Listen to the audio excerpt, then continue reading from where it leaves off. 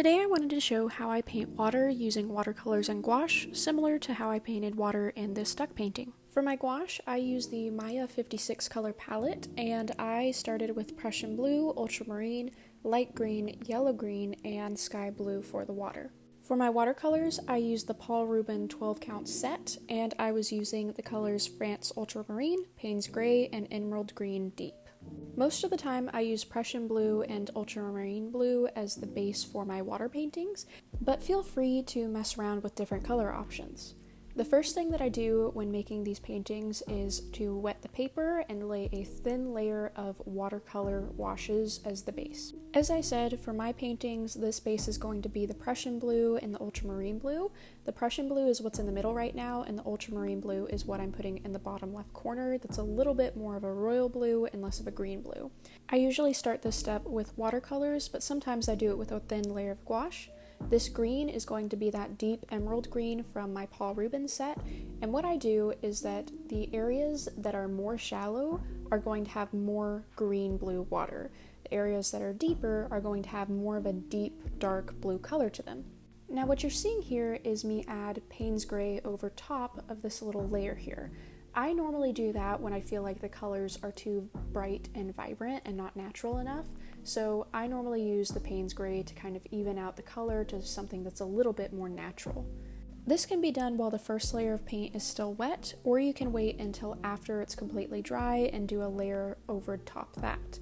I also went back in with that dark ultramarine blue and kind of started making these circular, almost rounded motions in my brushstrokes. I personally feel like those round brush strokes add a lot more depth and movement to the painting and make the water look a lot more alive. Up until this point, I had mostly been using a flat brush to make the washes, but I've now switched to a smaller round brush. Here I'm going in with a thin layer of ultramarine blue, making these round, ripply, wave-like lines. I try to imagine the ripples in water and how the water would move when it has those little waves in it. If you're painting a ripple effect on water and you have a central point that you can see where the ripples are coming from, like if you're imagining that you threw a rock in it and you have that painted in your picture, you're going to want to make sure that as the ripples spread out and get further away, that they get wider.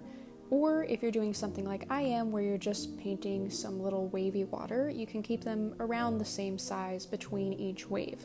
On the flip side, if you are painting wavy water and it's in a position where it's almost like you are looking out onto the ocean, the waves are going to get closer together the further away they are. Alongside those little layers of Prussian blue, I also went back in and added a little bit of really watered down green just on the parts that were closer to land or that would be more shallow. Here I was starting the process of adding in highlights and sparkles. I do not normally go right in with white just because it can become a lot and then you can get way too many and it won't look realistic. So I normally go in with the sky blue. I set up the base for the sparkles, for the little shimmer shine. And then once I have a handful of little sections with that sky blue, I go in with the white. I do not try and make a lot of really bright, big streaks of white. You want to remember that these little shimmy shines are just areas where light is reflecting off the water. It's going to be almost like glitter, little small bits at a time. You can really do as many highlights as you want, but it does help if you have a reference photo if you're not used to how highlights show up. I didn't use a reference photo, but I was also just having fun with it. And these areas where I'm adding a little bit more of a bold line, I do intend on going back later and blending out some with a little bit of water. When I was doing these highlights, I was using a fine liner brush that's really thin, and when I was blending out these highlights, I was taking just a little bit of water on my brush, blotting off some of it so that it doesn't flood the page, and just having enough that I can kind of smudge the white just a little bit.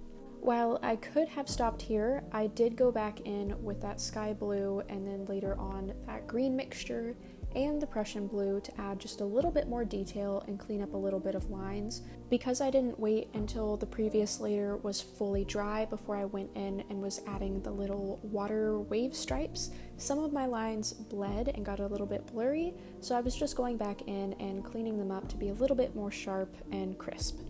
Other than that, the painting is pretty much done. It was just a lot of me going back in and retouching up some of the details that I had lost and then blending them out whenever I had them be too bold.